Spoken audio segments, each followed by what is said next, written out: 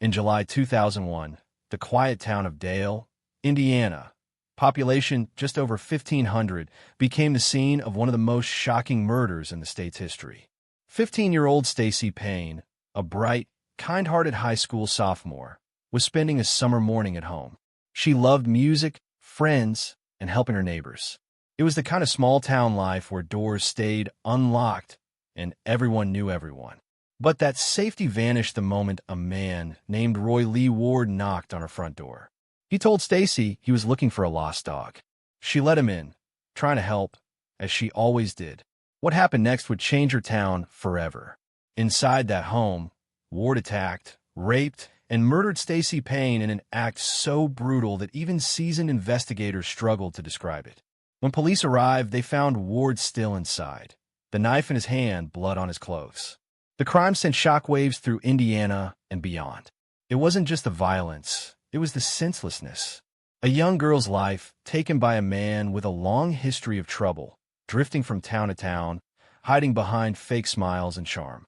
Over the next 2 decades, Roy Lee Ward would sit on death row, his name tangled in years of appeals, overturned sentences, and endless legal arguments.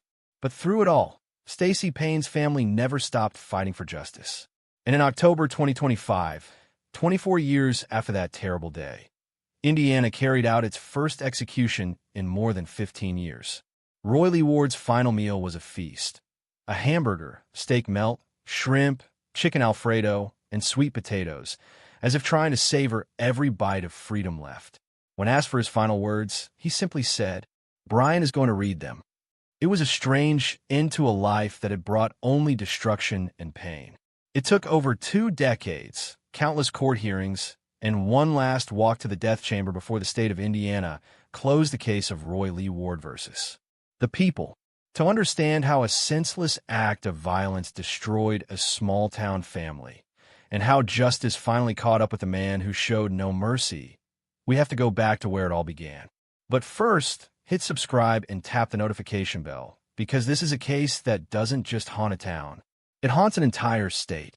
Before the headlines, before the horror that would shake an entire community, there was just a girl, 15 years old, named Stacy Payne. She was a sophomore at Heritage Hills High School, known for her bright smile, love for animals, and the kind of laughter that could fill a room. Friends described her as the type of person who always said yes when someone needed help, whether it was walking a neighbor's dog or babysitting for a family down the street. In Dale, Indiana, summers were slow and simple. Kids rode their bikes to the corner store, families left their doors unlocked, and people believed bad things only happened somewhere else. But on the morning of July 11th, 2001, that illusion of safety was shattered forever. That morning, Stacy's parents had already left for work. Her brother and sister were out of the house, and she was spending a quiet morning alone. It was the start of another summer day. She had plans to meet friends later, maybe watch a movie that night. Her mother later told investigators she'd kissed Stacy goodbye, never imagining it would be the last time she saw her alive. Sometime around mid-morning, a man walked up to the Payne home, a stranger the family barely knew. His name was Roy Lee Ward, a 28-year-old drifter who had been staying in the area, doing small yard jobs and odd work. When Stacy opened the door, he told her he was looking for a lost dog. It was a story that seemed harmless, believable, even. And in a town like Dale, kindness came naturally. She let him inside to help. What happened next would become one of the darkest crimes in Indiana's history. Those details would later haunt the courtroom and the hearts of everyone who knew her. In the space of minutes, a child's laughter was silenced, and a town that had never even locked its doors learned how fragile innocence can be. Stacy Payne was just 15, full of promise, full of life, and gone far too soon. Roy Lee Ward was born in 1973 in Jasper, Indiana, a child raised in the shadow of broken promises and addiction. From the beginning, his life was marked by instability, bouncing between relatives, juvenile facilities, and eventually the streets. His father was largely absent. His mother struggled with alcohol and financial hardship. Friends from his youth would later describe him as quiet, unpredictable, and often angry at the world. By his late teens, Ward had already begun to drift. moving from one small town to another across Arkansas, Illinois, and Indiana. He never held a steady job, surviving through day labor and temporary gigs. Police records show a growing pattern of petty crimes, trespassing, theft, breaking into homes, and a disturbing fascination with women who lived alone. Each arrest led to a short sentence, a quick release, and another town that didn't know his name. By the mid-1990s, his criminal record stretched across multiple states. Yet his sentences were short, his supervision weak, and his rage unchecked. Neighbors later recalled that Ward could be charming one moment and volatile the next. He'd talk his way into people's homes with small favors, cutting grass, cleaning yards, then linger too long, always watching. Ward's pattern was clear: a man without roots, without direction, living on the margins. In June 2001, he was once again in southern Indiana, taking work from a local man who barely knew him. He stayed in a friend's camper behind a trailer park, drinking, drifting, and growing increasingly unstable. Those who encountered him described a man who looked lost, hollow-eyed, and detached from reality. Some said he talked to himself. Others said he stared too long at strangers. He was the kind of man who blended into a small town, the kind you'd forget moments after meeting. But just weeks later, that forgettable face would become synonymous with one of Indiana's most horrifying crimes. By the summer of 2001, Roy Lee Ward was a transient, sleeping wherever he could, working odd jobs for quick cash, and hiding his instability behind a disarming smile. He drifted through life with no home, no purpose, and no conscience, moving from one town to the next until he reached Dale, Indiana, where a quiet teenage girl named Stacy Payne was spending her morning alone. It was a quiet summer morning, July 11th, 2001, in Dale, Indiana. 15-year-old Stacy Payne was home alone, enjoying a peaceful start to her day. A man walked up to the Payne family home, Roy Lee Ward, a 28-year-old drifter who had been staying nearby. He knocked on the door and told Stacy he was searching for a lost dog. She believed him because in Dale, people trusted each other. But the moment she opened that door, the nightmare began. Unit responding, 15-year-old female victim. Dale address confirmed possible homicide, suspect still on scene. Inside that home, investigators later confirmed that Roy Lee Ward raped and murdered Stacy Payne in an attack that prosecutors would call one of the most brutal in Indiana history. According to court records, Ward used a kitchen knife and a metal dumbbell as weapons, inflicting both sharp and blunt force injuries. The autopsy revealed that Stacy was conscious and struggling during parts of the attack, evidence of a desperate fight for her life. When officers arrived at the scene, they expected the worst, but what they found would stay with them for the rest of their careers. Roy Lee Ward was still inside the home, standing near the victim, covered in blood, the murder weapon within reach.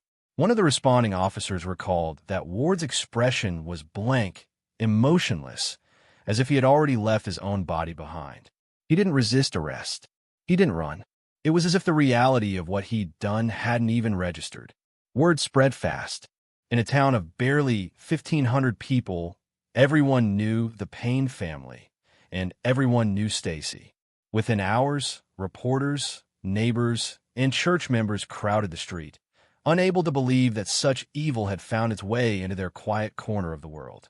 Investigators sealed the scene, gathering DNA, fingerprints, and every trace of evidence they could find. Later that night, as police processed the grim details, the question began to echo through the community. Why? Why would a man who barely knew this family do something so horrific? No one, not even Ward himself, could give a reason that made sense. The crime scene in Dale, Indiana, was unlike anything the local police had ever seen. Veteran investigators described it as beyond comprehension. And as word of the arrest spread, the community that once prided itself on safety and faith began to realize that even the smallest towns can hide the darkest horrors.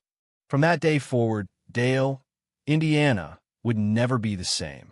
The innocence of a small town was gone, stolen in the space of a single morning. And the man responsible would soon face the full weight of the law. The case against Roy Lee Ward came together fast because the evidence was impossible to ignore. From the moment police entered the Payne home, they found DNA samples, fingerprints, blood spatter, and the murder weapon, all linking directly to Ward. Within hours, he confessed to the crime, giving investigators a detailed account of what he had done. When asked why, his answers shifted from blaming drugs and alcohol to claiming voices told him to do it. But in the eyes of the law, there was no excuse for what happened that day. In 2002, the case went to trial. Prosecutors described Ward's actions as calculated and cruel, a deliberate act of violence against an innocent child. During closing arguments, they showed jurors the timeline of the morning, the evidence collected, and Ward's own signed confession. The jury took just a few hours to decide. Roy Lee Ward was found guilty of rape and murder and sentenced to death by lethal injection. This was the definition of evil. The defendant showed no mercy, no conscience, and no remorse. But Ward's attorneys didn't stop there. They argued that the small-town media coverage had poisoned the jury, that pretrial publicity made it impossible for Ward to receive a fair hearing. And in 2004, the Indiana Supreme Court agreed. The justices ruled that the original sentence was compromised by excessive local bias and emotional influence. The reversal meant Ward's death sentence was temporarily void, not because he was innocent, but because the process itself had been flawed. Families of victims often call this the most painful part of justice, knowing the truth, but having to relive it all over again. In 2007, Roy Lee Ward stood before a new court. This time, there would be no trial, no defense strategy, no claims of media bias. He pleaded guilty once again, admitting, in his own words, that he had raped and murdered Stacy Payne. The judge reimposed the death penalty, stating that the crime was so heinous, no lesser punishment could ever serve justice. The courtroom fell silent as Ward was led away in handcuffs, showing the same cold expression he'd worn since the day of his arrest. Even with a second death sentence in place, the legal battle was far from over. Ward's defense continued to file appeals, arguing mental instability, ineffective counsel, and constitutional challenges. But each time, the courts upheld his punishment.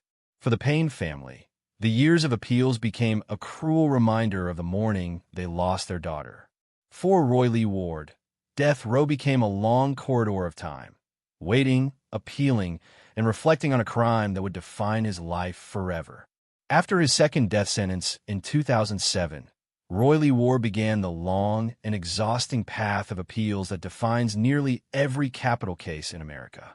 For more than 2 decades, his defense team fought to overturn the ruling, filing motion after motion, appeal after appeal, raising arguments about everything from jury bias to due process violations, to the constitutionality of Indiana's lethal injection protocol. His lawyers argued that pretrial publicity had tainted every stage of the process, that expert testimony was mishandled, and even that the chemicals Indiana used for lethal injection violated the Eighth Amendment's ban on cruel and unusual punishment. Yet, in each round, state and federal courts reached the same conclusion. The evidence was overwhelming, the verdict was sound, and the sentence was lawful. Ward's death sentence would stand. By 2025, after more than 20 years of legal maneuvering, the Indiana Supreme Court issued its final ruling, setting an official execution date of October 10, 2025. This was to be Indiana's first execution in over 15 years, a milestone that reignited debates about justice, mercy, and the role of capital punishment in modern America.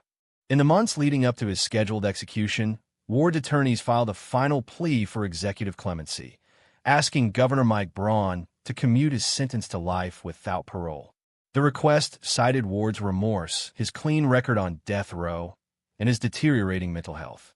But after reviewing the case, Governor Braun denied clemency, stating that the crime was especially brutal and deliberate, and that justice demanded the original sentence be carried out. With every legal avenue closed, the case of Roy Lee Ward moved from the courtroom to the countdown clock. On August 21, 2025, the Indiana Supreme Court issued its final scheduling order, confirming that his execution would proceed by lethal injection at the Indiana State Prison in Michigan City. There would be no more appeals, no more hearings, no more stays. After 24 years of litigation, it was time for Indiana's first execution since 2009. As the date approached, Ward's final days on death row were marked by silence, reflection, and the weight of a justice system finally ready to close one of its darkest chapters. October 10th, 2025, Michigan City, Indiana. After 24 years on death row, Roy Lee Ward was escorted from his cell to the sterile, windowed execution chamber of the Indiana State Prison. The walk was short, less than 50 feet, but for Ward, it marked the final passage in a journey that had begun on a summer morning in 2001. Witnesses took their seats behind reinforced glass. Reporters, law enforcement officials, and a spiritual advisor were among them. Just after midnight, the warden gave the signal. The curtain opened. The state of Indiana was about to carry out its first execution in over 15 years. According to official prison records, the execution began around 12:15 a.m. when a lethal injection process was initiated. At 12:33 a.m. Central Time, Roy Lee Ward was pronounced dead. Outside the prison walls, a small crowd of demonstrators, some praying, others weeping, stood in the cool night air. For many, it marked the end of a nightmare that had stretched across generations. For others, it reopened questions about punishment, forgiveness, and the nature of justice itself.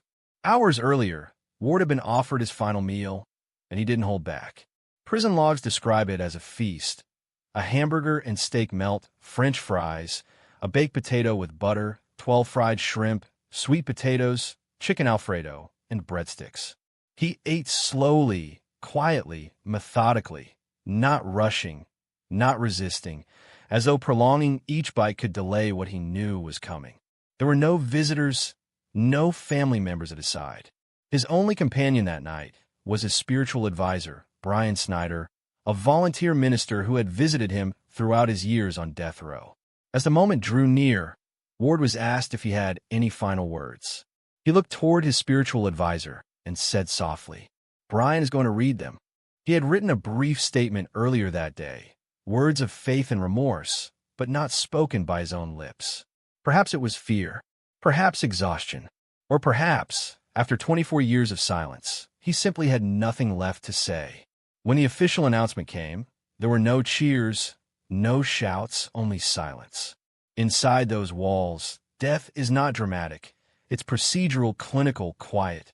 And just like that, the story that began in a small Indiana town 24 years earlier came to its final end. And so, after 24 long years, the case of Roy Lee Ward finally came to an end inside the cold, silent chamber of the Indiana State Prison.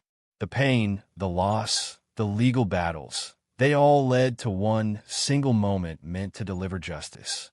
But what does justice truly mean after so much time? Can the execution of one man ever balance the life of a young girl whose laughter once filled a quiet Indiana home? Or does it simply remind us that even when justice is served, its cost is always measured in human hearts? What do you think? After 24 years of appeals, arguments, and waiting, did justice finally prevail? Or was this just another chapter in America's endless debate between punishment and redemption? Tell us your thoughts in the comments below. We want to hear your voice. Was the sentence fair? Was it enough? Or was it simply too late? Don't forget to like, share, and subscribe to Crime Report Network, where we uncover the real stories behind America's most haunting crimes, and remind the world that every act of justice comes with a human cost. Because behind every headline, there's a heartbeat,